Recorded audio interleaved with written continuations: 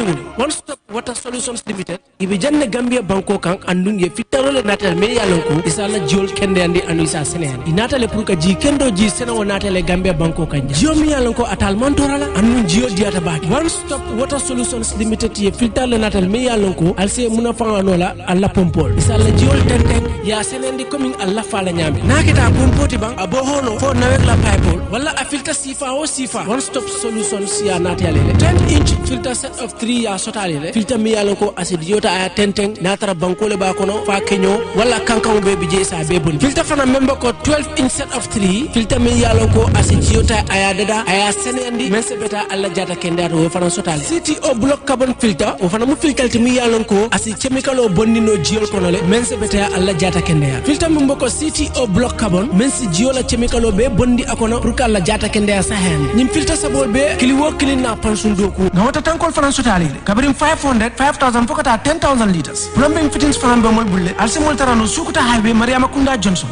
wala ismol kubandi 505 5691 796 8272 One Stop Water Limited Solutions inatale ka jiko be sonende Gambia banko.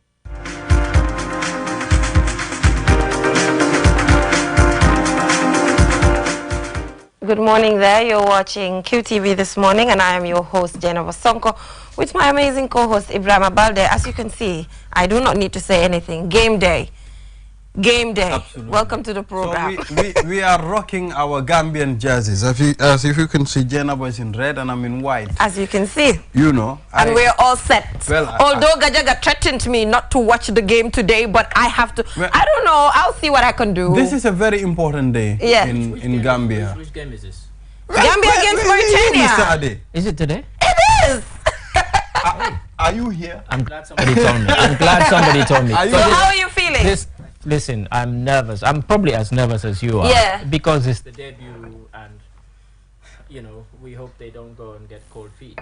But you know, maybe they can take inspiration from Sierra Leone yesterday, who held their own against Algeria. So I'm really looking forward to it, but I'm a bit nervous. This is very important to Gambians living in the Gambia and abroad. Yeah. Because this is our first AFCON, and this is the first game. So as I always say, let the pastors go to their churches. Let the imams go to the yengal butel na yengal butel. I am not I'm not in for yengal butel. Why tay? If you want go and yengal butel. We just want the win. I do not support voodoo stuff. And I'll tell you why we do not support it. But for today, I don't mind. They can sprinkle all sorts of powder and just do anything. You know what I said? Yeah. I mean, it's important. Yeah. And I believe we are going to win, inshallah. Inshallah. I'm very hopeful. Inshallah. We are praying. Knows this is our first AFCON, and the whole country is having hopes that today we are going to win, inshallah, and it's going to happen that way. And congratulations to Sierra Leone yesterday. Even Coca, one of the Sierra Leone players who played once for England, he was interviewed before the game, and the interviewer was saying to him, "You sound a bit confident." He said, "Yeah." He said, "Because I've been in camp with the boys." He said, and he said the phrase that I use all the time. He said, "We haven't come here for a holiday." Yeah. He said, "Even this match against Algeria, we want to win it." Yeah. And Algeria is a very strong team. So having number 2 in Africa, and current champions. Yeah, so to have Sierra Leone really beat them is something really huge. Yeah. Exactly. Oh, draw! Oh, it felt like a victory. Draw with them. It felt like a victory in a way, considering they are like the top. Yes, if you look at the team they played against, it's a big team. So Gambia, we are behind you. Yeah, so I'm still debating Momodu Gajaga if I'm going to watch. Don't listen to Gajaga. Gajaga is threatening my life. Don't listen to he said he doesn't want me to have a cardiac arrest or something. You won't. But if you don't watch and we win, you're going to miss the excitement of seeing the victory. You need to see it live. Yeah. So newsroom, your boss, Mr. Adedrami, is saying, hurry up with your stories. I've told them hurry up. I've told them all. I know the country is going to shut down from about. I can imagine today. 3:30 we're shutting down. How all officers is gonna, how they are gonna cope with the game today. I wish it was a Saturday. No work in Gambia. Yes. So moving on, we have the African proverb as usual. Ibrahima, we have the newspaper review. Our guest is already here. And on social issues today, we will have the general manager of the Gambia Ferry Service, Lamin Jawara, and he'll be here just to talk about the services of the ferry. How are they planning to improve its services? Recently, we've seen that $30 million is been allocated to make sure that the current ferries are refurbished in a way. So we're looking forward to a good conversation with him. And just yesterday, they were in front of the PEC at the National Assembly to actually talk about their financial standing and all of that. So when they come, they will shed light on that. As the chairman, Halifa Sallah, is saying that their report is not really in line with some of the rules and regulations. Yes, so moving on sports, we'll be joined by Momodu Gajaga, and he'll be joined by a guest here to obviously talk about Gambia's appearance today. What else can he talk about? What else? Like, yes, and also we'll be here with Churchill Balde as well as Singate to talk about what is happening in the world of entertainment. Looking forward to that. So what is our African proverb? Okay, let's go to the African proverb. He who burns down his house knows why ashes cost a fortune. Yes, he who burns down his house knows why ashes cost a fortune. Listen, I like you guys, we always read these before we come on air, and that one had me scratching my head. This one? This one. Why? It's a difficult one. Okay. Because sometimes we have difficult ones sometimes. My barber kills me. I mean, all the time he use blade, and you know. Has that got anything to do with burning down your house? But anyway. I just want to confuse you. Moving on. You know, it's like if you do something rash, for example, you know, like burning down your own house.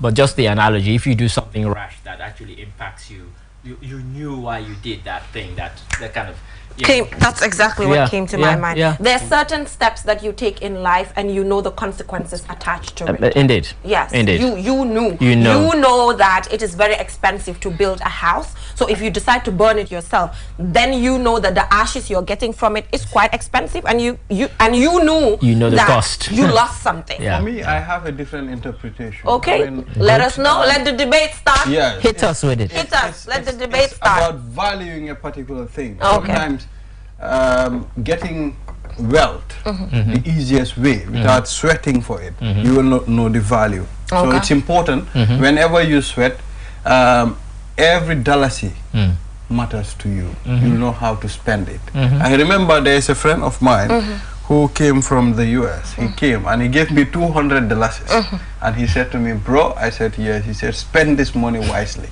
Okay. Yes. But for me, I do not agree in this context. The reason why I do not agree is because here at the latter part of the proverb, it is telling you knows why ashes cost a fortune. This is it. Like this person already knows. It's a deliberate. Like it's deliberate. It's something that you knew what will come out of it before you. Yes, before you did that particular action. That's right. Yes. That's right. Well, you can see it anyhow. Each and every person and the direction that you're looking at it, and that's the beauty of the proverb. That's my direction, and that's what I think it is. Yes, but democratically we're outvoting you. Yeah, on this we know that you're. We can't agree with this. Okay, it's all right. That's not a problem. But but that's how I see it. So let's bring this into our everyday life. Have you taken any decision where you knew that the consequences will be bad? I think if anybody's honest with themselves, I think everybody has. I mean, some of them I can't mention here, but yes, even if I go back to my school days, me too. There are instances where certain teachers behaved in a certain way, and you knew that if you challenged them, there will be consequences. There will be consequences. But you did it because you believed in it, and you knew what the consequences of that challenge would be, and yet you still did it. And you knew you were going to get caned. But on a point of principle, you still challenge that teacher. I mean, teachers, if any of my teachers from primary school are still alive, they'll tell you. They'll tell you. Yes. So Ibrahima, for me, I've also been through something similar. Like when I was like going to university, and at the same time I had to like pick up a full-time job with QTV, and I knew I needed a job and had to go to university at the same time, and I need to do the both. I knew that one of the two might be affected. Like I knew prior that there's just one that I wouldn't really realize my full potential in it. You know, excuse me, I have a good GPA. I'm not saying... Step in there.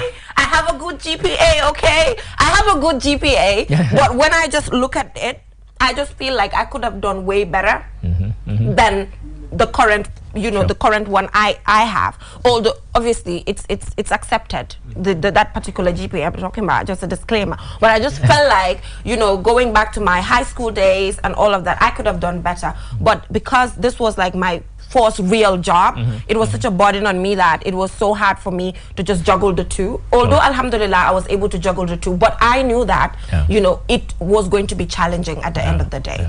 So Ibrahima, have you ever had, you know, an experience as such? Well, I'm always into those things. Almost every time, every day of my life. Really?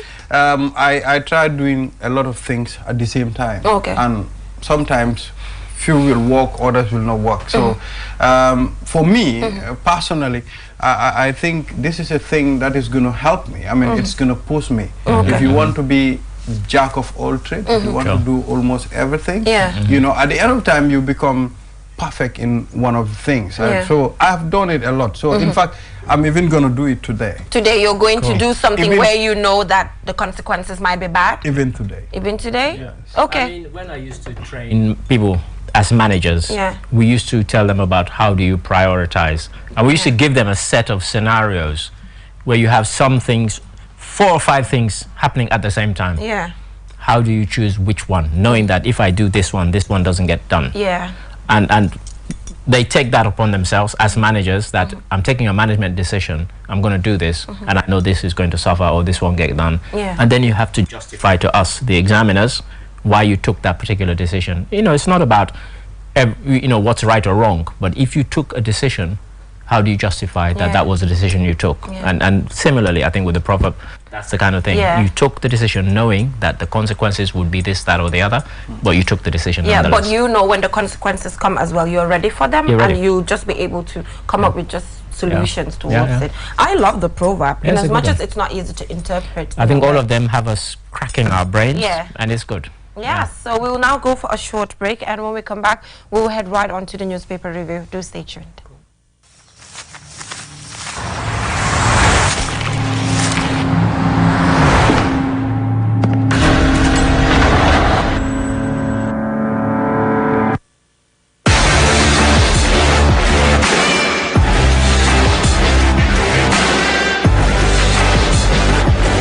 Begin your SUV life. S-Pass Motors, the new authorized dealer for Kia. Visit us today or call us on 3522 222 353 2222. With so many things to do in a single day, it's important to have a network you can trust. When there's family and friends to connect with and business calls to make, you need a network that is reliable and fast. Talk longer, browse faster, go farther, and roam wider. When your network is solid, the world is your oyster. QCell, your trusted network in the Gambia.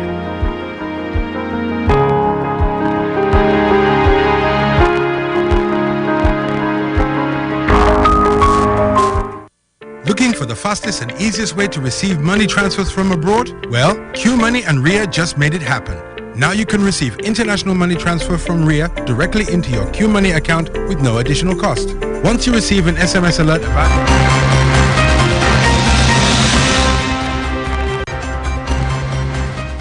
Welcome back from that short break. If you're just tuning in, you're watching QTV this morning. I'm your host, Jennifer Sonko, with my co-host here, Ibrahima Balde. And our guest for the newspaper review, Adedrami, is here to help us analyze some of the stories that we have on the papers. That's the point? Yes. Let's read some of the headlines on the point newspaper. It reads, Gambian diplomacy's nation in shock after fatal NYC fire. Foreign Affairs Ministry confirmed death of 11 Gambians in New York fire incident. And of course, Sol Baji and two other junglers face murder as in attack charges. And of course, Gambia plays Mauritania in AFCON today, and we are all excited. Yes, we are ready. This game. Yes, that's Is what that we also on Ferry? We have eyewitness discloses arrest of General Saul Badji and others, and also TRRC recommends for ex-prison DG 5 orders to face trial for torture of prisoners. And we also have Justice Ministry promises to convene stakeholders meeting on diaspora voting, and Ferry Service submits its activity report, financial report to PEC, and GTU dispels social media rumors alleging teachers disadvantaged over other counterparts, and GRA attained its 2021 revenue target. And on the editorial, very interesting here, it says, is the government in a position to introduce price control? And again, on remittances, the core foreign exchange earner for the Gambia. So thank you so much once again for joining us on the program. Pleasure, as always. Yes, so is the government in a position to introduce price control? Nope, next story. I mean, you know, we don't live in a society or a country where that is possible. Yeah. I know that every time prices go up, people always say, I mean, we see it ourselves when we do a story on QTV News. People say, oh, the government should step in and so on. You know, the market is free, so government cannot intervene. You know, that will distort the market if government intervenes and says, you know, there should be price controls. I know people want that, but I'm telling you, once it starts happening, there'll come a point when we'll say, we wish we didn't ask for this. So be careful what you wish for.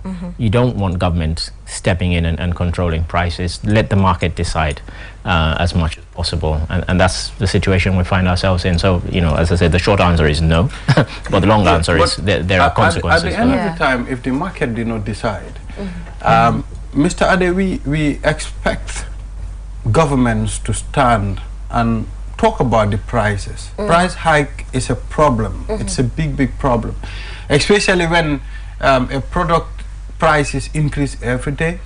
That's a problem. The government should not, as much as the government should allow the market to decide what to do, they don't have to sit at a corner and look at the market. Otherwise, we will suffer. What do you want them to do? Exactly. They should talk about it. Talking about it, but people don't want them to talk about it. People want them to take action. And that's the action that people are asking for. What is dangerous? So now the question is, what innovative way? I'm not saying they should put, you know, their mouth into some of these prices, but there must be an innovative way of, you know, just making sure that these prices are controlled. Maybe they import rice. They import other products. There are situations in some countries where government doesn't intervene or bring in price control. Nonetheless, if people increase prices unfairly because they have a monopoly position in the market and so on, government, there are laws that allow government or government agencies to take action against them. Not sure we have that here. No, that's not happening. And if we do, it's not happening. It's not happening. But that's where, but government should not intervene at all. It's not their business. It is not. I mean, I know people kind of, we hear it all the time. Oh, government should do this, government should do that. No. We even had one when it was about people saying, you know, drivers are charging $10 fees when it's $8. And several people were saying government should intervene and tell them to stop it. Come on. That's really not what government should be doing at all.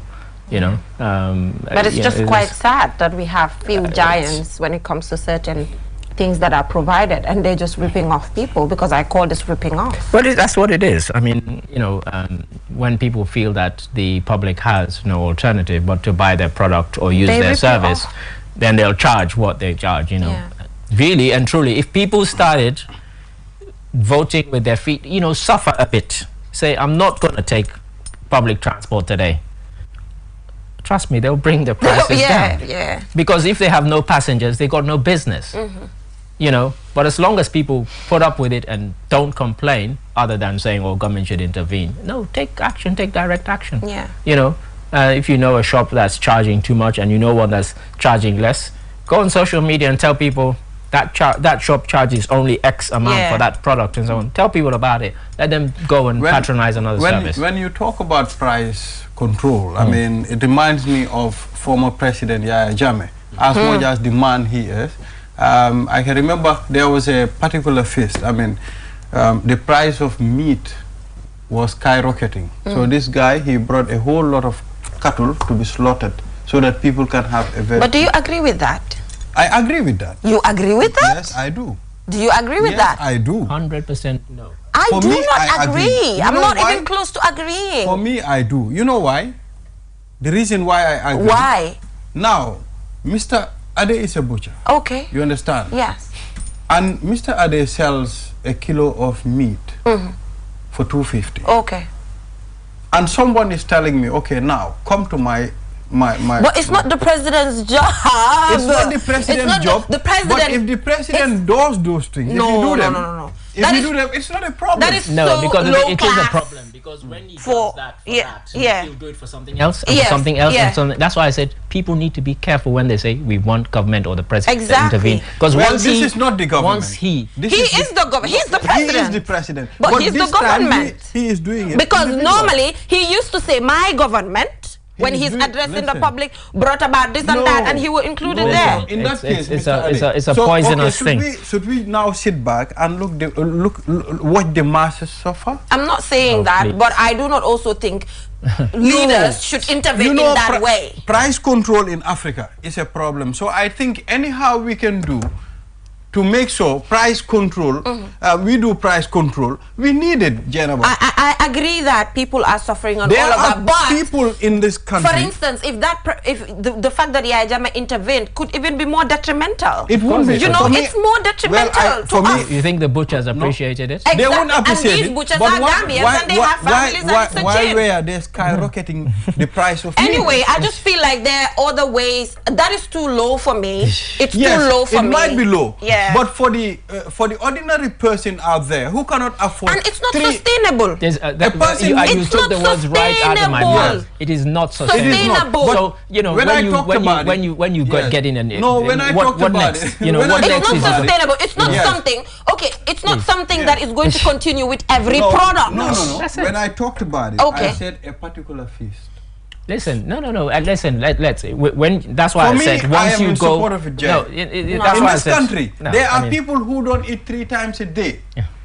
Those things need to be changed by policies put in place. Proper social mechanisms. So for one day, you put those proper mechanisms. Wait. Listen. Wait. Mr. Ade, it's unsustainable. What he's talking about when it comes to people not just eating 3 times a day, that goes down to our social protection mechanisms and a lot of other things. You know, and to me, just that one feast cannot feed everybody. That was just for a day. This is. I was just going to say. It will not continue. It's not sustainable. Just because he intervenes for one feast for one day, that's not price control. Exactly. That's just playing to the public. That is playing to the public. And you know what? Yaya Jammeh's mind game worked on him. It worked on him. It worked. It worked on you. It worked on you. I can't say if I am in or out for him. No. Because the example you've just given, did he bring meat prices down for the next 6 months? No, 7 months, it was a year? just a day. There are certain... And unfortunately, his mind game worked on you. No, if it works on me for that day, I accept. Just for a day? For that day, I accept. No. That's not price control. Out there. That's not price control. No, that's many not. People were on the queue waiting to buy meat. Listen, we know what you're saying. Price control goes hand in hand with sustainability. Of course. It has to. Of course. If it doesn't, not a one-day event. That's not price control. Yes. Anyway, that's not price control. Anyway, moving on. I support that. Anyway, moving on. Good for you. Yes, moving on. Justice Ministry promises to convey in stakeholders meeting on diaspora voting. This simply means that the Stake in the Nation Forum was a success. Well, yeah, it was a success, but you know, just the fact that they're going to convene a meeting, I don't think that makes it a success, but it was a success. There were lots of interjections because that was the 5th Stake in the Nation Forum, and at the previous 4, diaspora voting had come up. At that meeting, it was said that the funds have been provided for it to happen. Okay. Why did it not happen? Ali Mamanjai was there, and they asked him pointedly, why did you not make it happen for the presidential election? I never thought it would happen because there's so many modalities that need to be worked out, like where do we vote? There are Gambians all over the world. We just heard about the shocking fire in New York City, in the Bronx. You know, is it the ones in America, the ones in England, the ones in Germany, in Sweden, Norway, Denmark? Which Gambians? Yeah, that needs to. You do those ones, and then the ones in France. What about us? Yeah. all of that has to be worked out. Yeah. It's not a kind of, people say, oh, diaspora voting, diaspora voting. It doesn't happen like that. It's a thing that takes years to plan. Yeah. The structure, how people are going to vote, how they're going to elect, what? Do they get a National Assembly member who represents Scandinavia, who represents the United Kingdom, United States of America, Oceania, which will involve Australia and New Zealand? All of that has to be worked out and agreed upon and voted for in the National Assembly. So it's not going to happen overnight. So those who wish for it to happen, I'm sorry, they need to get real. Yeah. There's a lot of planning that needs to go into it for it to be viable, and you used the word you used earlier, sustainable. It can't just be something that happens for that election and then it collapses for the next one. It has to be properly worked out. Otherwise, it's pointless. It's easily said than of course. done. Yeah. We wish for these things because we want them. People think it's easy when you just talk about it for it to happen. And there are many things to be done. Because there's a related story there, which is about remittances. Yes. Because a lot of the unbelievable amount of remittances that come into the country mean that people feel that they do have this stake in the nation. Yes. The fact that a country the size of Gambia is number 10 in Africa in terms of remittances. I mean, South Africa, which is like, 30, 40 times the size of, is only about 200 million ahead of the Gambia in terms of remittances. That's ridiculous. But that's the fact. I mean, Gambia performs way above its, punches way above its weight when it comes to remittances. So the people who remit feel that we should have a say rather, and so this is part of the debate that's been going on, and it will go on and on, but they need to work it out properly, because Americans in different parts of the world can vote in their elections, but of course some of them can vote electronically. They don't have to. We don't have that yet. Anyway, like you mentioned, it's a whole process, and we were too naive to just believe that it could happen. I mean, when people were telling me it was going to happen for the presidential election, I just laughed. I said, where are the modalities? Where are the practicalities of how it's going to be delivered? Yeah. So moving on, TRRC Ibrahima recommends for ex-president DG, ex-prison DG, 5 orders to face trial for torture of prisoners. General Sol Badji, according to eyewitnesses, was spotted also yesterday being arrested. And in a video, we saw General Sol Badji and others dancing, when Barrow won. So I don't know what their expectations were. I think they had unreal and unreasonable expectations, because if they had bothered to get the temperature of how the TRRC was likely to go in terms of recommendations, then I don't know what somebody like Sol Badji would have been dancing for. And what Foroya are doing, thankfully, is that they're breaking down, bit by bit, all the recommendations in a kind of easily digestible form, so people know that these are the recommendations and these are some of the consequences. And I would urge people to go online, Ministry of Justice website, download the thing. I've been trying to go through them. It's extensive. It's bulky. But it's worth it, because you need the detail as well as just the headlines. So why have they recommended that this person be arrested? And that's what people need to look at. And that's why I'm glad that they took their time with coming up with the reports, because when you go into the reports, they're very, very detailed. And so I think anybody who, and of course right now we're dealing with the whole thing, people have been told to come forward and seek amnesty as well. So lots of consequences spilling out of the report now that it's out. So thank you so much. Due to time constraints, we have to let you go. Already? Hot debate on price control. Price control. Okay. No to price control. I mean, well, let's not start another we debate. don't want to Anyway, start again. it's all right.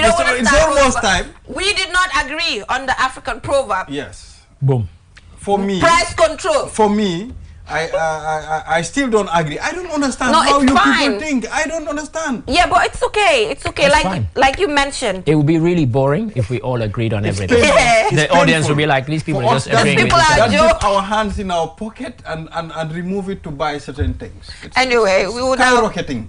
From the price control debate, we will now go for a short commercial break, and when we come back, we'll be joined by the General Manager, Gambia Ferry Service, Lamin Jawara, and he'll be talking to us about how his department is trying by all means just to improve the Gambia Ferry Service, the refurbishment of the current ferries that we have, and just other things around their work. So we'll be right back.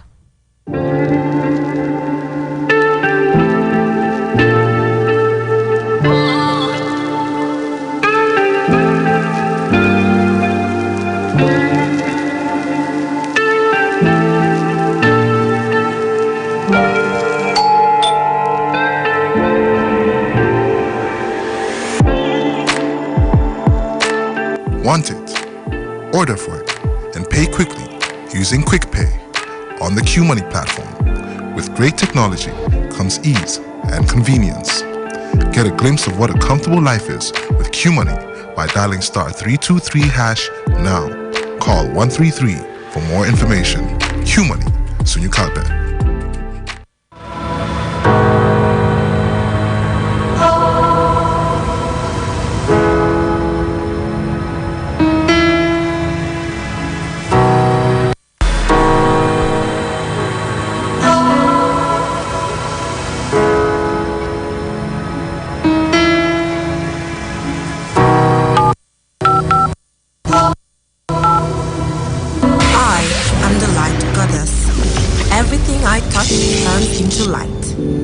The light at the end of the tunnel, and my technology is the answer.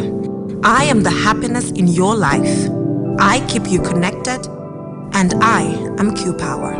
I am QCell. I am Sunyabus. We innovate, others follow. Call 111 for more information.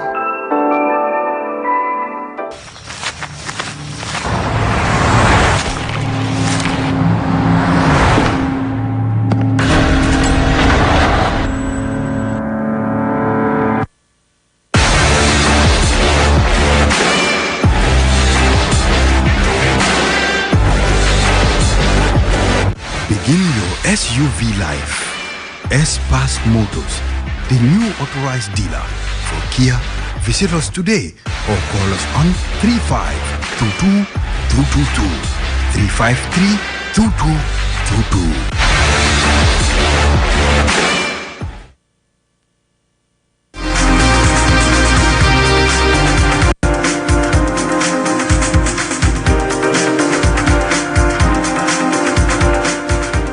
Welcome back from that short break. If you're just tuning in, you're watching QTV this morning. I'm here with my amazing co-host Ibrahima Balde. Yes. Preparing for the Scorpions win today. Exactly. Yes. So moving on social issues, we'll be talking about the Gambia Ferry Service, as we're joined by Lamin Jawara, General Manager of the Gambia Ferry Service. Thank you so much for joining us. So before we go into the conversation, I just want you to make a quick clarification here, because on the FOREA, we have that the ferry service has submitted its activity report as well as financial report to the PEC. And according to the report here, it says that the financial statement does not give a thorough and fair view of the financial position of the authority. So can you tell us what this means? Thank you very much. I'm happy to be here. Yeah. What that actually means is a matter of governance. Okay.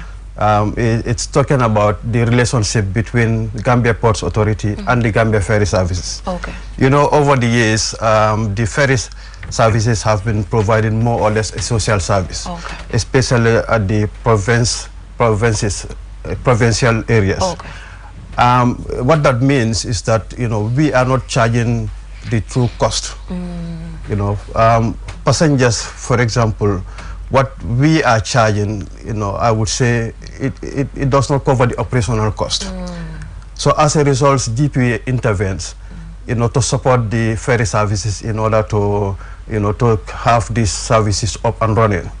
So in doing so, those capital injections are regarded as investment on the part of GPA, because you will realize ferries is owned by 80% by GPA and 20% government.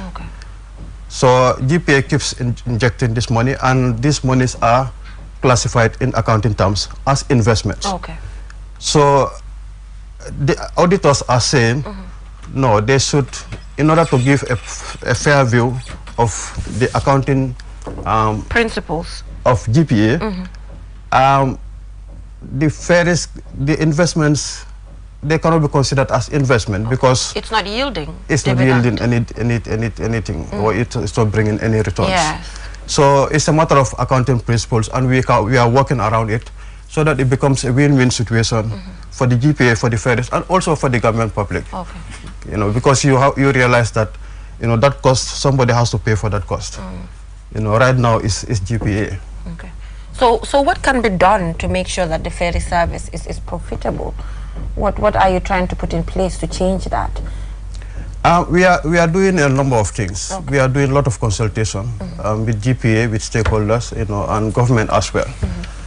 And you will realize the account statements that we presented in 2018. Yes. Ferries made $63 million in profit. Okay. But in 2019, we have a deficit of 43 million. And that was as a result of the partial opening of the Senegambia Bridge. Because at some point when the ferries were operating at Bambatenda, Yilitenda, where the bridge is currently, that station was our most, profitable. Yes, the most profitable station. And since we lost that station to the bridge, the ferries is operating bridge, but we do not own the bridge.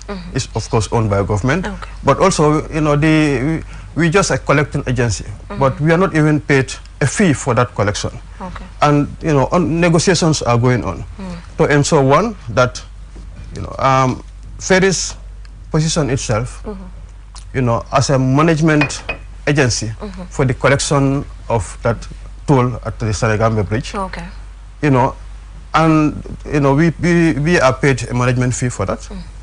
And also, we used a certain percentage of that inflow to be able to subsidize the provincial services. Okay. So that's an ongoing discussion that's going on currently. Yeah. Okay. You mentioned the Yilitenda Bambatenda ferry. When they constructed the bridge, it's like the service of the ferry is very slow now. So what are the ferries still doing there? Because most of the people use the bridge to cross from Farafenya to Jara, Soma, to and fro. No, that's what I'm saying. The ferries are no more there. But we have the ferries personnel doing the toll collection. Doing the job. Doing the toll collection. Because the money is not coming into the coffers of the ferry service. Exactly. Yes. Because we have the infrastructure already. We have the ticketing system, we have the know-how, we have the experience, we have the traffic management and the customer management, skills around that area. We are familiar with the terrain. So as a result, we are, doing the toll collection. But as I said, this is an ongoing discussion with government, and hopefully, it should be finalized soon. Okay. Yeah, so now for me, let's talk about just the ferry, and some of the complaints that the public have. I know there's some $30 million that has been allocated to make sure that there's a refurbishment of the already existing ferries. Am I right? Yes. So what can be done really to control the ferry service? People probably wouldn't mind if you increase the price, but considering their comfortability, because it's not quite comfortable sometimes. It takes more than it can carry and all of that. So what is the ferry service management doing in relation to that?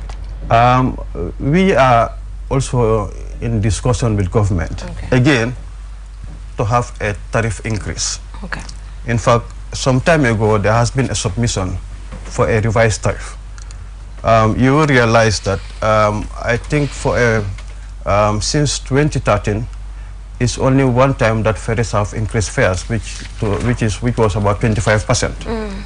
But over the same period, fare prices have increased probably, I would say, quite high. I don't know want to quote a figure. Multiple times, right?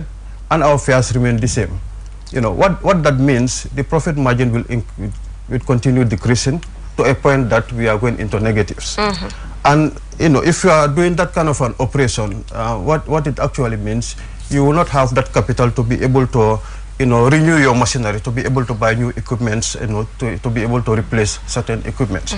The Banyan Bara is actually quite unique when it comes to ferry operation as far as Gambia is concerned. Because we operate 18 hours a day. And usually if you put a new engine, when it clocks almost 2 years, you've reached that maintenance schedule where you need to change the engine all the way down to the crankshaft. Okay. And any maintenance expert will tell you that if you reach at that stage, it is cheaper to replace the whole engine. So this is why you say every 2 years ferries we replace engines. Okay. Every 2 years.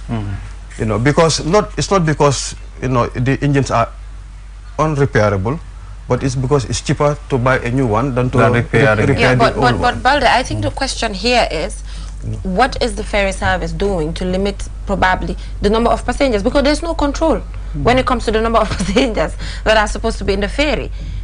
There's not a lot of control put in place when it comes to for example, let's take a look at the Johe ferry. How many passengers would the Johe ferry carry? 600. 600. The Kunta Kinte is 2,000. 2,000. Yes. So if you look at the number of passengers we carry per trip, it's not up to that amount. But why are people standing? Why are there not chairs where people can sit? No, they are not supposed to. If you put chairs, we couldn't take more, because you have to understand the traffic we operate in. Okay. So we intentionally at the time of the design limit the number of seats, so that we could take that number of passengers, because ferries are designed to carry a certain number of vehicles, a certain number of passengers, and so on. Okay. Even the water, the fuel, everything is all calculated in the design. Okay. So because of that, if you look at your traffic, and then you say, okay, this is my traffic, and this is the number of trips I should have during the year, and then the ferry is designed so that it should be able to meet that demand. And as a result, you will not have, because of the size of the ferry, you cannot have everybody sitting. But then they give so it is designed for people to stand. Something. So it is designed deliberately for people to stand instead of sitting. Yes, some of them. General Manager, what happened to our new ferries? We used to have new ferries. I think I saw green ferries somewhere at the ports. What happened to those? Those ferries were procured through a joint venture with a Greek company called Gallia. And when they were brought here at some point, it was difficult to operate them because of a number of reasons. And one of the most difficult one was the technical suitability of the ferries in terms of in relation to our environment. Yes. But also, the cost involved in operationalizing the ferries was also, found to be very high. Oh, okay. Especially, the dredging component, that was, a very vital part, in terms of operating the ferry. So as a result, the project at some point had to be aborted. Okay. So eventually we had to cancel the deal, and then we went to arbitration with the company. And then, we had to pay some compensation so that we take ownership of the infrastructure.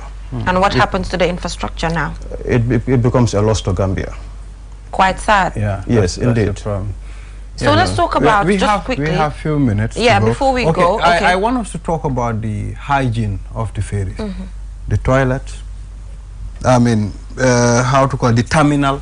All these things and also for me, Ibrahima, to add to that, I have a personal concern about people standing for some reason, because sometimes you say mothers with their babies, they have to stand. When you say it's deliberately designed for people to stand, I don't know. No, there are seats there, but it's not everybody who is able to sit. But majority of the people stand. Like the Kunta Kinte, we have 780 seating capacity. Out of the 2,000, the remaining have to stand. The same thing with Johe, the same thing with Kanilai. Okay. You can't have everyone sitting down, because if that is the case, you have people, at the terminal, and they won't be able to cross.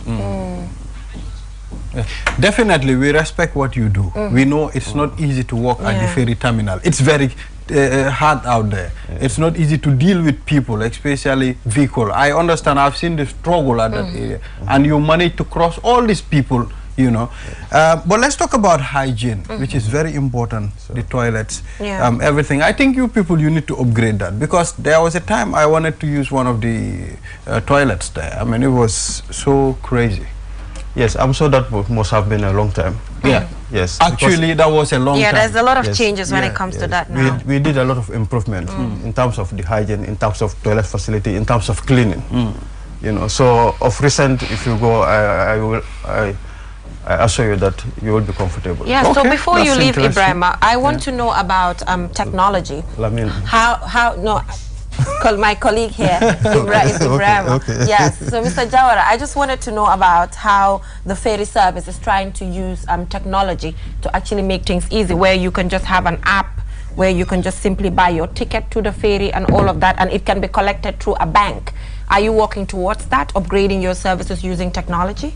Indeed, we are working towards that. Okay. In fact, we have the ferries app ready to launch. Hopefully, we will launch it this Friday. Okay, it's like I'm psychic because I didn't know about that. Yes, indeed. If you look at it can be downloaded from the Play Store. Amazing. And then you will be able to track the ferry real time. You can be at the comfort of your home, and then you will see the position of the ferry. Wow. And then you will have the schedule, the arrival time. You know, but if there is any delay, the system will automatically adjust the time to show the actual arrival time. You will That's be notified. amazing. Yes, That's amazing. And then if there are any announcements also are loaded, you can just simply use and your phone. you just use your, if there's interruption in the traffic or whatever issue is with the ferry, you know, you can see it in the app. Yes. And the tariff is also inbuilt. I think that's a good let one. us don't just have it, but let's maintain it. Yeah. Sustainability. It's very important, and that's the problem that we have in this country. Correct. Yes, I'm looking forward to getting the app and just buying my ticket to the ferry using my phone. I think that is really amazing. I'm looking forward to buying the that. ticket would be something else. We have not incorporated that yet. But right now I can just monitor where the ferry is for delay and all of that. Now, yes. Okay, but looking forward to just sitting at home and buying my ferry ticket from my phone. Sure, considering how technology is moving so fast. We will get there eventually. Thank you so much, Mr. Jawara, for joining us. We will go for a short break, and when we come back, we'll be joined by Mamadou Gajaga to tell us what is happening in the world of sports. AFCON, obviously. With so many things to do in a single day, it's important to have a network you can trust. When there's family and friends to connect with and business calls to make, you need a network that is reliable and fast. Talk longer, browse faster, go farther, and roam wider. When your network is solid, the world is your oyster. QCell, your trusted network in the Gambia.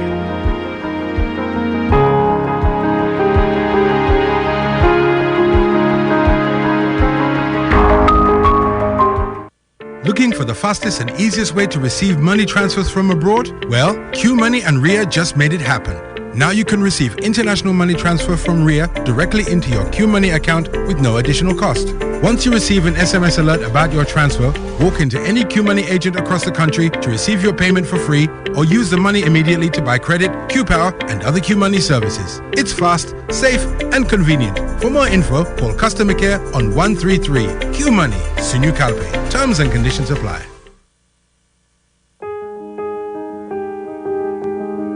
With so many things to do in a single day, it's important to have a network you can trust.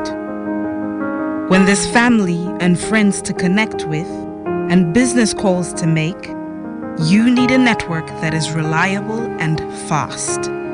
Talk longer, browse faster, go farther, and roam wider. When your network is solid, the world is your oyster. QCell, your trusted network in the Gambia.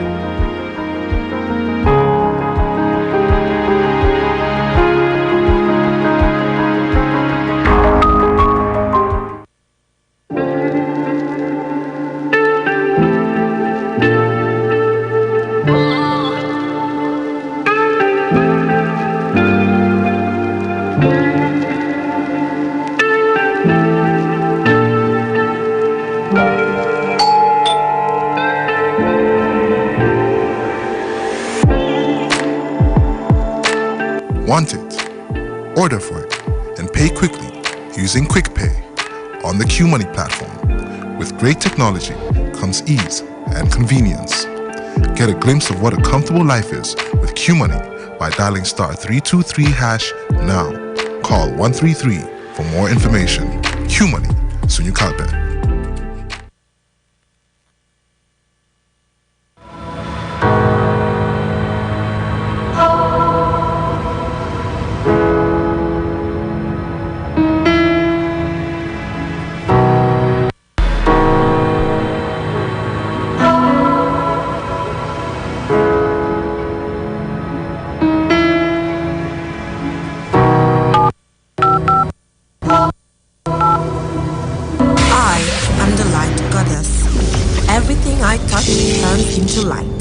I am the light at the end of the tunnel, and my technology is the answer. I am the happiness in your life. I keep you connected, and I am Q Power. I am QCell. I am Sunyabus. We innovate, others follow. Call 111 for more information.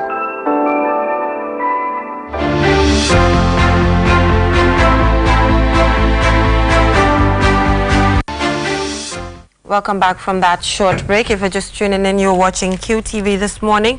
Special thanks goes to the General Manager of the Gambia Ferry Service, Lamin Jawara. And now we're heading right on to Sports Update. We're joined by Mamadou Gajaga. And it's obvious, looking at the way you're dressed today, I know you're about to talk about Gambia's appearance today. Yes, it's our maiden appearance at the Africa Cup of Nations in Cameroon 2021. And the competition is already underway, and we're playing today against Mauritania. Yeah. Well, it's a team that we've played so many times before in different facets of competitions. That is the America Cabral and also even the AFCON qualifiers. But for a proper tournament, this is the first time Gambia is getting the chance to play in.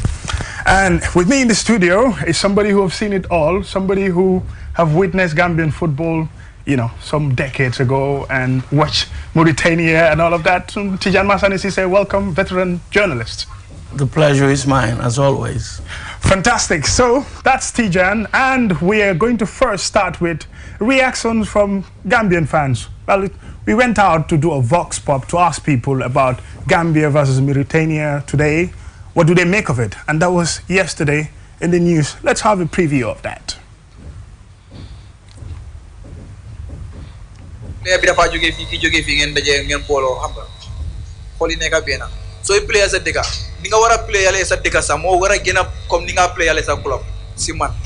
Because sadikala, some family for running as appearance is Saraka, some magis, everything that. So you say club bugala, gisla bugala, because of sadikala. So you play as a digger, you have to do everything possible for Gamona win as a bigger trophy. The first time in history, team them African Cup of Nations for the first time we win African Cup of Nations. Do winale and no confidence be Gambian or Bulako. First year monso roka malonga ne kilimo. Ala ko makwela wala le dañu ko dañu win maybe win dal. 2-0. We Gambians, we always keep praying for our team, Scorpion, and hopefully, inshallah, we will be going to win like 1-0 for sure, inshallah. And the main so might be yalla may ñu win 2-0 te gëm na lolu mën na am dal because ndo yu ma gis ni ndo yim ñi ngi play ndo yu outside lañuy play so am na yaakaar na dal dañ def lu Gambia dañ nangu dal Gambia because Gambia da ñep ñu ngi seen gannaaw dal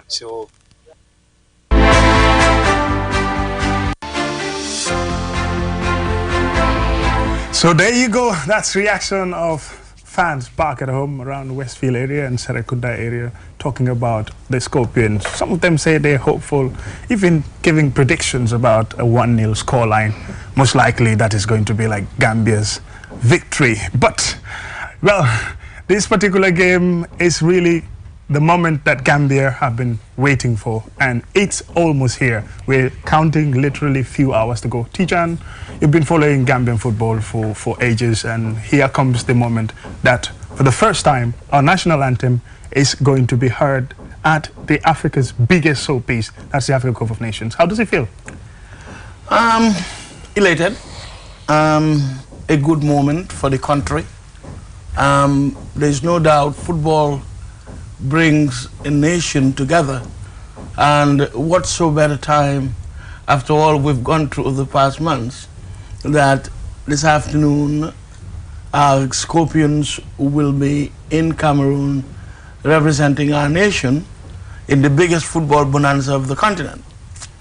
Now, we have to go out there today and play as a team. It's important. Like you and I have spoken in the past, there's a certain element missing in our game. We've played a lot of defense and counterattacks. You can't do that against Mauritania. They're a very fast-paced team. So our midfield is going to be, they're going to have to be on their game to control that part of the field. And we're going to have to match them mano a mano. Don't just come out there depending on a quick counter-attack and score. It's a long game, and they're a very brilliant team. They've seen their ups and downs in football, and all of a sudden they've come out of their shell and they dictate the pace of the game. I've watched them the past few months trying to scout them, and the things I've seen that they do, it's quite brilliant. So it will be edgy for all of us today as we sit to watch the game. But I have every confidence that these kids are going to come out and give it their all.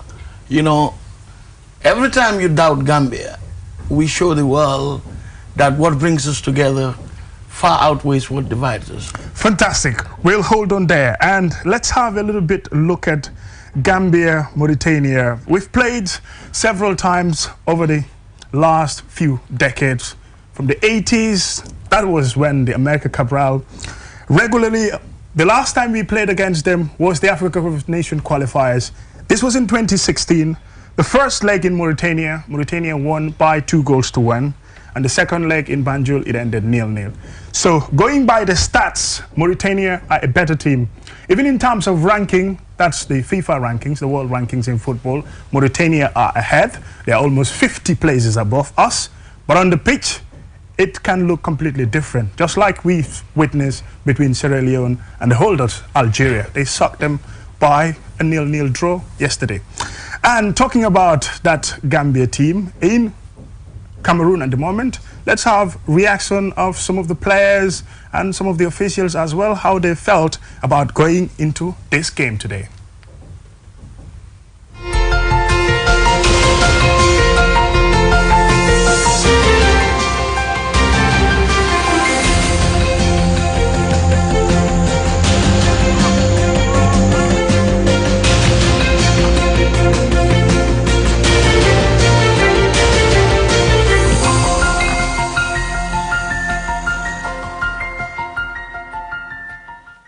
We work towards this, we work very hard, we set a specific agenda for ourselves to achieve this. Cannot even wait for the first visit to be blown tomorrow. That will be preceded by the singing of the Gambia national anthem. We hope and pray that we don't only celebrate participating, but we also celebrate in glory out of our participation, go home respectable in our results up to the highest level. It's a feeling that I cannot express. The Gambia have been blessed with so many talented footballers, administrators, referees, and everybody have contributed to this process. Since we came into office in 2014, the vision was, how do we get the Gambia qualified to the Nations Cup? And we started building the structures, putting the structures in place, investing in the structures, working with government to make sure it happened. It was very tough at one time, but we just persisted to make sure that we continue the process. And today, we are here, the Gambia has qualified, and tomorrow, you'll hear our national anthem in the AFCON. That's a big achievement for Gambia football. Finally, we're ready for this day, and it has arrived. So I'm ready, excited. This moment is just memorable and fantastic, and I cannot wait to represent my country in the biggest stage of African football, and we are all ready to make the country proud. Ready to go and fight out for this flag, and we are praying for all the Gambians, appealing to them to keep praying for us, and inshallah we'll give it our all tomorrow inside the pitch. I think everyone is ready for tomorrow. So we are all in good shape and we are ready to enjoy with the Gambian people tomorrow, inshallah. The motivation is high and we can't wait to go tomorrow. I hope we can do it. We are confident to collect our 3 points for the first ever AFCON. It's something which is like, you know, sometimes you don't even have a word to express it. It's just like when the national anthem is speaking, then you're just crying in your heart, ready to die for your country. This is how I feel and this is how the other players feel. I'm Dr. Landin Jaju. I'm the senior national team doctor. And Alhamdulillah, all the boys generally they are fine. The majority of our players which were infected, right now they are all with us here. They have all recovered. And physically, most of the players, they are all feeling good. We are ready to go. Inshallah, tomorrow we'll make history. There you go. History will be made today, obviously. And you get the reaction of the players. Upbeat mood. And that's very good for football. When you are getting into a game, especially for the first time, to have that confidence. I like the swag and the confidence. Wow. You know, back in the day when we called games, one of the lines that the legendary Solskjaer used, who actually taught me how to call games, that football is not a game of underdogs. It's a game of equals. I don't care how good Mauritania is. These kids are going to go out there today and they will pour every ounce of Gambian sweat and blood to bring victory here. And then one of my lines will come into place. Westfield will be going bananas. Yes, there you go. Westfield will be going bananas, and we can't afford to see how that is going to look like. And let me just touch on a game. You kind of reverted to the history between Gambia and Mauritania. And my best memory, quite frankly, is in 1980. The Mauritanian team had just gone to Brazil, preparing for the Amilcar Cabral tournament that was being hosted here at Boxbar Stadium. And they jumped on us 2-0, right there within 10 minutes. And the Gambia had to struggle to come back. And Biri did some magic there and scored one and, assisted in a brilliant Tony Joyner goal. We went to the penalty spot and we beat them. So we've beaten them, even in Nouakchott. I've covered games that we beat them. But they're able to play us. That's the point. It's a team that knows us and what we do. So our coaches and technicians will have to scout that look, we're playing a team that we've played so many times. We've beaten them many times, but they know us. And this is the grandest stage of African football. They are also bringing all they have. So, like I say, strategy is going to be very, very important from a tactical standpoint. Yes, still let's talk about the tactical aspect of the game. I know we're not technicians, but we've been in the game for quite some time to be able to know how Gambia plays. I've watched all the 6 qualifying games that we've played prior to making that cut for qualification. In all the matches that we've played, we've been dominated when it comes to possession. Well, this defensive tactics of the coach, sitting deep and allowing your opponents to come at you and you hit them on the counter, yes, have to work. Yes, we've conceded some goals as well in the process, especially when we played against DR Congo. And some of the goals are very clumsy goals, they're very easy goals, which the defenders could have done better, or maybe the goalkeeper. Do you think playing against Mauritania, that's style of play, that tactics should change completely? Because knowing that this is a competition for elites, this one is completely different from the qualifiers. Rightfully so. Let me be on the record to state that since the founding of the Gambia Football Association in 1951, today is the biggest game in the history of this country. Now, these kids are going to come out with goosebumps after that national anthem. For so long, I've had Ibu Faye, one of the vice presidents, allude to that. For so long, this has eluded us. Today, when that national anthem is played, it's going to be emotional. The goosebumps are going to be there. Now, it's important to get them composed. We cannot take an early goal, right? So we come back to your point. We need to go out, be on the offense. We have the talent. Asan Cisse, Tarawale, those guys are, for me, I think Tarawale is as good as Sadio Mane. It's just where he plays. So it's not that we don't have the capacity. We have the capacity, but it goes back to the tactic.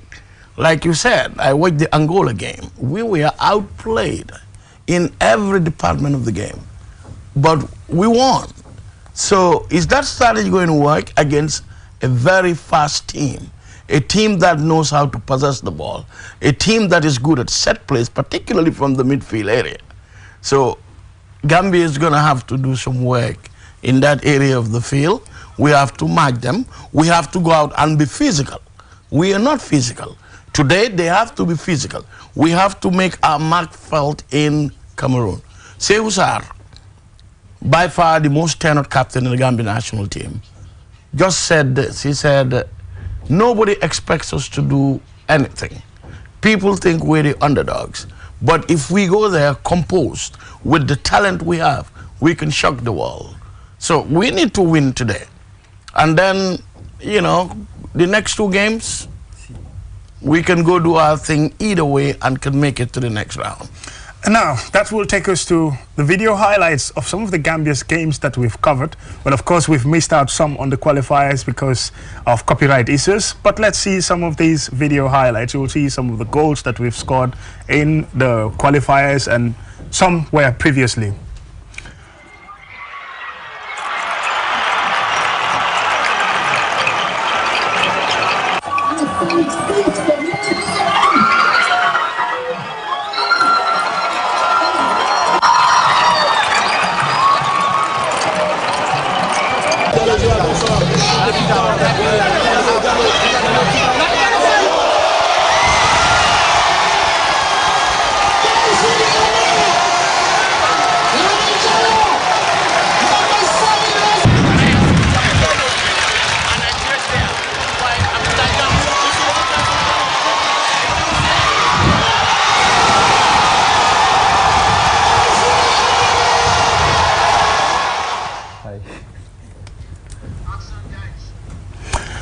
So there you go. Those are some of the goal highlights of the Gambia in their previous. Some of them were. First one was Gambia versus Central African Republic, where Hassan Ceesay scored that penalty. That was a friendly. And the other one, they played against Benin, where they won 3-1. That was in the 2018 qualifiers. And as well as you've seen some other matches. This one against Angola, where they also had a 1-0 defeat. That's in the World Cup qualifiers. But they played against Angola again in the final day of qualifiers. They won by 1-0, courtesy of Hassan Ceesay. So, Scorpions, we wish you good luck, and we're looking forward to the kickoff at 4 p.m. Yes. sharp. So let's Gambia, bring a little bit fun to this. Gachaga, why are all the boys handsome? Yeah, old, of course. Have you seen that? Right. All of our Scorpions are handsome. Come, Munuma understand. Yeah. Ñoom cute. Ah, they're nice. Nice boys, like. So they them to Mariama, no comment, please. Nice. No comment. Wow. Please, no comment. There's nothing wrong with me appreciating our Scorpions. Anyway, we'll go for a short commercial break, and when we come back, we'll head right onto the click segment. Do stay tuned. With so many things to do in a single day, it's important to have a network you can trust. When there's family and friends to connect with and business calls to make, you need a network that is reliable and fast. Talk longer, browse faster, go farther, and roam wider. When your network is solid, the world is your oyster. QCell, your trusted network in the Gambia.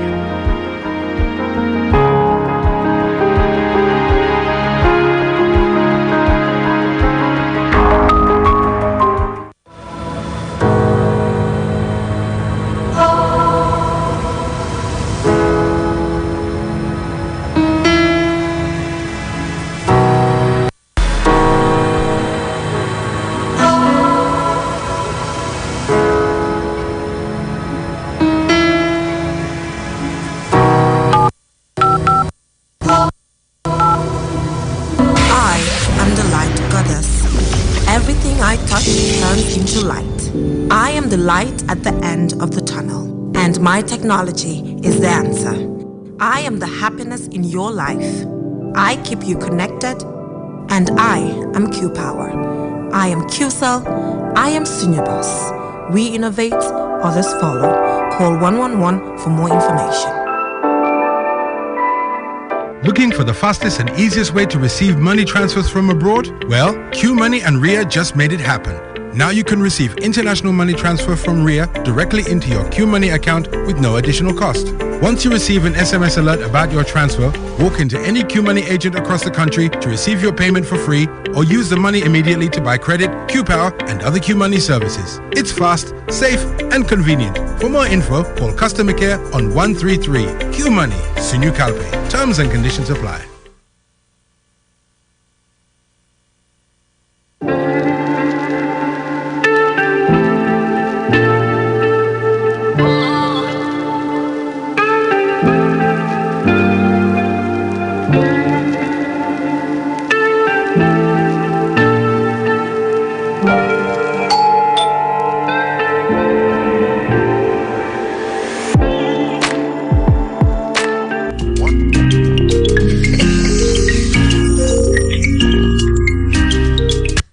Welcome back from that short break. If I just tuning in, you're watching QTV this morning. So I take it back. Luma wa. No, man luma wahon about scorpions. Dama ko jelat. Parce que orut. Wa yow sa yangi ras. Xam nga. What's the problem? So we have kids now. And we have Mr. Bai Bugaluyomba. See boy. Yes. Ibrahima C. Mr. Balde, thank you. It's an honor always to be on this platform with you, my brother. Absolutely. This is this morning. This is this morning, and I'm proud to be here. You know, always sharing this platform with you and your co-host Jennifer Sonko. By the way, you people are repping the Gambian jersey. Today is a must-win game, right? Yeah, definitely, absolutely. Okay. Good morning, viewers out there. As always, this is the Click segment, and it's your boy Churchill Balde. And on today's episode, I have a very special guest. You know, he has touched so many lives with his music, and you know, he has also impacted so many lives. You know, he goes by the name Ibrahima. Ibrahima, welcome to the platform. Thank you so much. I feel honored being here today because this is such a special show that everyone watches in the morning, being in the Gambia or outside the Gambia, and I just feel special being here, and thank you so much for having me. Yeah, it's a pleasure always here, and you are welcome. So, Ibrahima, let's go straight to your name. Yeah. When you started your career, you called yourself Big C. Yeah. But now, yeah, that's him putting the smiles right there. Yeah. But right now, you go by the name Ibrahima. Yeah. Yeah. What led to that transition? I mean, it's pretty obvious. Not to everyone maybe, but I'll just explain. So Big C, growing up, it's like a fancy name, like it's the cool name, do you know what I mean? Yeah. You go into school, some people pick like whatever fancy name you have in your head, and then they used to call me Little C because I'm little and all that, and then it just led to Big C and stuff like that. Okay. But now I feel like I'm at a point where so so Ibrahima, we will now take a look at your video. Tiyo ko fofu rek. Bum dem fen te like na ban bobu nonu nga sol di wane Gambia. Man buga na li de. So let's go take a look at this video, and when we come back, the interview continues right here. Big C. What now?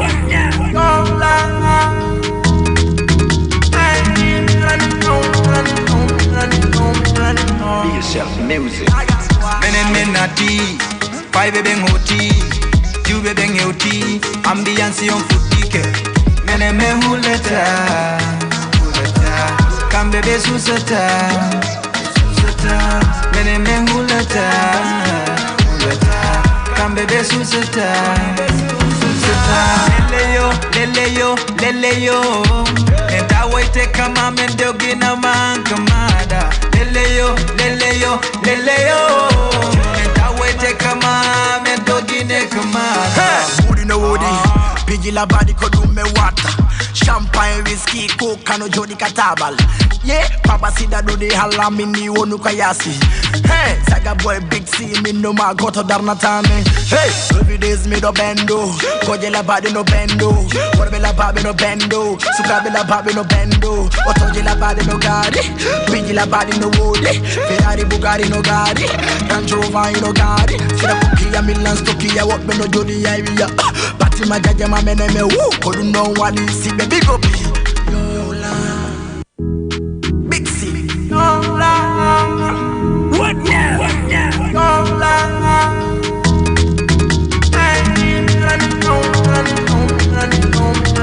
Be yourself music. Menati, 5 beng hoti, 2 beng hoti, ambiance on footike. Welcome back from that break. If you're just tuning in, you're watching QTV this morning, and right now we're on the click segment. But Churchill, before you go, I just want to tell Ibrahima that copyright claim QTV. What do you say, Bok? No. Ñun YouTube dañ dé am ay copyright claim ñun ñoy QTV ñun yeen lañu promote. Absolutely. Ndax war nañu go through lolu. No. So what can be done to change lolu nonu? I think there should be some licensing forms that we need to fill and then maybe send it to YouTube and say, you know what, this is QTV and this is what we're doing to change our music industry. Because at the minute where we are with our music industry, it's really lacking. So there should be some kind of compromise somewhere, understand? So it shouldn't be a problem. It shouldn't be. Ba pare xaliss yoy sani ni ci music video bi bo pare Ibrahima Balde ñu fi ñun Samba Mbayaan rek lañu def nga sani ñu. Dañ ko soxla. Dañ ko nit. Okay. Wow. So Ibrahima, we'll go straight to this video right there. You know, we saw that you collaborated with Zaga Boy, who is a Guinean by nationality. So how did the link come about? I was here for a short time. It wasn't planned, to be fair. So the guy got here and then he was like, we communicate through some other promoters, and then we had a meeting like the night before we recorded the song. We had a chat, and then next minute, before you know it, we're in the studio the next day. Song was done, and then we linked and visuals, and he did the video. Like everything else, the whole project took like 3 days. Wow. It didn't take long. That was a very short time. It was pretty easy and straightforward. Right. Yeah. That is what happens. You know, you get results when you put in the work. Sure. Okay. So Ibrahima, this is one very important question that people have been yearning for. You're a UK-based artist. You know, you flee this country a while ago, and you are based in the UK. Yeah. So many people have it that normally Gambian musicians use music as a gateway, you know, to go abroad. For greener pastures, you know. So what is your response to that? Well, if that's the case, because everyone else to their own issue, you understand? My situation wasn't that way. I wish it was that way, because ever since I was in the Gambia, I wanted to travel also through music. But the first time I attempted, I got to Switzerland, Zurich. So it was meant to be like a contract thing to sign up with, starting like a project with other people, like living in Zurich. Because I had a friend from Amsterdam, he was the one who was like helping through the link and all. But that didn't work. So I got back to the Gambia, and then I happened to travel again, but then want to pursue my music still. Wow. Yeah. Okay. This guy has a passion for music. So how does it feel managing your career and also your music label? Because I understand that you are co-founder of Be Yourself Music. So how do you manage to balance the two? It's not easy. It's really hard, because you, as far as you started working on like labels and companies or production, construction, whatever, you need a team. So that's where the constraints comes in. Because especially us Gambians, like, no offense, but it's really hard to work with our people. So it took me a while to like kind of get that is him putting you Gambian artists right on the spot. Right. I won't say anything about that. No comments, because I'm not working with Gambian artists. You know better, because you know you are the steering wheel. Yeah, so it's just normal for you to say that. Yeah. Okay, go on. It was a bit hard. Okay. And then I had to stop at some point, because I've also got like other works and other priorities that I was just juggling like a lot of things same time. So it took me a while before I could even launch my first album. And then now we're just working on the next, and yeah. So what projects are we looking forward to coming from you? We're trying to finish this album that we're working on, and then shoot more videos. We've already started them, and then we're thinking of like booking a place in here and then doing like a mega launch, one in Gambia and one in the UK as well. Okay. So yeah. Okay, Ibrahima, if you look at your career, you've been in the game for such a very long time, over a decade. Yeah. Okay, so if you look back at your career, what are some of the things that you are grateful for? It's for the fact that I don't live here now. I spend more time outside the Gambia, but then whenever I'm here, I feel like I've never left. It's the love I have from the fans. the love, yeah. So, you know, my contents are still on the media, and people do appreciate and love like what I'm doing. Just last weekend, I was performing at QCA, and I could see how people just reacted to everything that I was doing, and it just shows love. It just shows that people appreciate what you're doing, and these are the reasons why we do what we're doing. So, do you feel that? Do you feel struggle in promoting your songs while in the UK? Like really. Promoting your songs here? Not really, because I have very good people who follows what I am doing, and they will always appreciate. Like they will always like ask like and follow my pages, my social media. They know what I am about to put out, and we communicate well. So whenever I want to put stuff out there, they're there. It's like your fans are just hands-on. You have loyal fans that are up to date with all your moves, and thanks to them, and I'm so grateful. Yeah, yeah. So, which artists are you looking to work with right now, going forward? I've got a couple of them on this new album. Okay. And I'm doing a few collabs.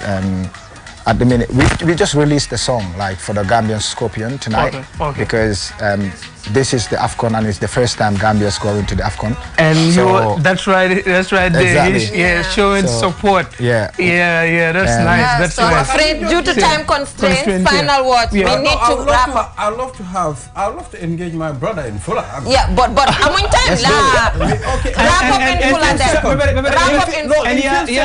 No, wrap up. Mi fala rek hal nay. Foog ñu dem dañ ñoo dog on air dañ Ibrahima dañ ñu dog wrap up bal ñu dem. Wrap up bal rek. Waa tagol in Fuller, tagol in Fuller. Léegi ba mu tagol si Waa tagol si Paul rek ñu dem. Waaw. Mariama daf ñoo dog ni. My main thing is to promote. Mi pilot music di ma buy. Wow, so just wrap up. Wow, just wrap up. Okay, mi fala inni de musidɓe am fulɓe fo kala ko wonɗon e nder aduna on ɗo ɗen meɗen jogani on album mo andanɗa yalta e joni. The other thing is fewno ɗo we talk about the AFCON. Yeah. Haalen AFCON on waɗen support Gambia, wonen ɓaawa maɓɓe toranoɓe ha pare waɗen ɓe cheer up, because ɓe addi cop on ɗo ko enen fof watta. Thank you. But Big C, are you taken? Me? Yeah. Yeah. Okay, Big C is taken. No applications. Big C taken. Bye for now. bu ne yelloo na ndox mu set te ndox mu set dafa bokk ci dundu doomu aadama te biir kat amul seetu waral na lépp lu fay dugg dafa war a doon li nga xamante ne ni du indil doomu aadama bi loraange ci wàllu wér-gu-yaram One Stop Water Solution Limited ñu ngi fii ci biir réew taxaw temm fexe pour gis ne doomu aadama bu ne di nga naan ndox moo xamante ne ni ndex mu sell te wóor la ndax indil nañ leen ay xeetu filtres yi nga xamante ne ni mun ngeen koy jëfandikoo ci seeni pompe yi ci biir réew moo xam booxool ngay jëfandikoo wala pompe nawek yi ne bépp xeetu filtre bi nga xamante ne ni dina la indil wér gu yaram musal la ci loraange amal nañ leen ko ci biir réew am nañ 10-inch filter set of 3 bii nag ñett lay àndal bu ci ne ak li muy liggéey bokk na ci 5 micron pp sediment filter bii nag mooy segg ndox mi ba mu set génne fa lépp li nga xamante ne ni warta ànd ak ndox moomu bala nga koy jëfandikoo gat granule carbon filter bii nag mooy segg génne lépp lu xeetoog chemical ak organique yi nga xamante ne ñoom ñoo nekk ci biir ndox mi sellal ndox mi ba waral mu soppi li nga xamante ne moom la ndox mi di saf mu soppi cafin gi def ko ndox mu sellate óor CTO block carbon filter bii nag du yem rek ci segg ndox mi sellal ko ba mu sell waaye nag daf koy yokk ay ngéneel yi nga xamante ne ni day baax ci wér gu yaramu doomu aadama bi dëgëral waaye tamit yàggal lool sa yuur wi am nañ tamit 12-inch filter set of 3 boobu it liggéey bu nu mel lay def ñetti filter yépp benn bu ne ak lu muy liggéey am nañ 10-inch post carbon 10-inch coconut carbon 75 GPD PO1 membrane bi amal nañ leen bépp xeetu water tank tàmbalee ko ci 500 litres 5000 ba ci 1000 litres ak plumbing fittings kon nag mbokk yi bu ngeen buggee naan ndex yu sell te wóor seeti leen One Stop Water Solution Limited suñu makkaan bu mag baa nga foofa ca Sukuta Highway Mariama Kunda Johnson wala nga call ñu ci 505 5691 796 8272 One Stop Water Solution Limited ndox mu set mooy yàggal dundu ni doomu